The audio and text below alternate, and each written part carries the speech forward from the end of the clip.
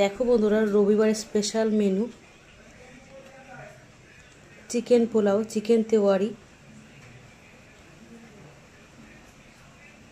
দারুণ লাগে এই কম্বোটা। এর সাথে আর কিছুই লাগে না, জাস্ট স্যালাড লাগে।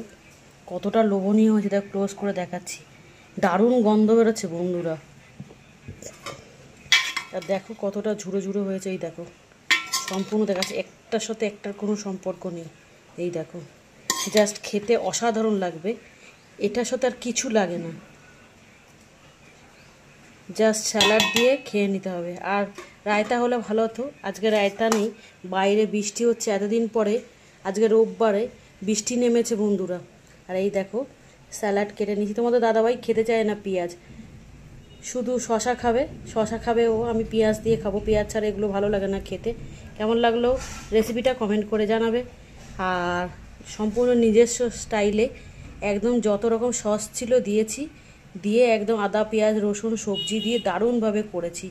তোমরা এইভাবে করে খাবে বন্ধুরা, গ্যারেন্টি দিচ্ছি সব ফেলে এটা দিয়েই খাওয়া হয়ে যাবে তোমাদের। আর ছুটির দিনে এরকম রেসিপি থাকলে দারুণ লাগে, তাই না? একটু নতুনত্ব, একরকম মাছের ঝোল ভাত, ডিমের ঝোল ভাত, মাংস ভাত খেতে ভালো লাগে না। ঠিক আছে, রাখি। আমার রেসিপিগুলো ভালো লাগলে আমাকে সাবস্ক্রাইব করে আমার পাশে থাকবে।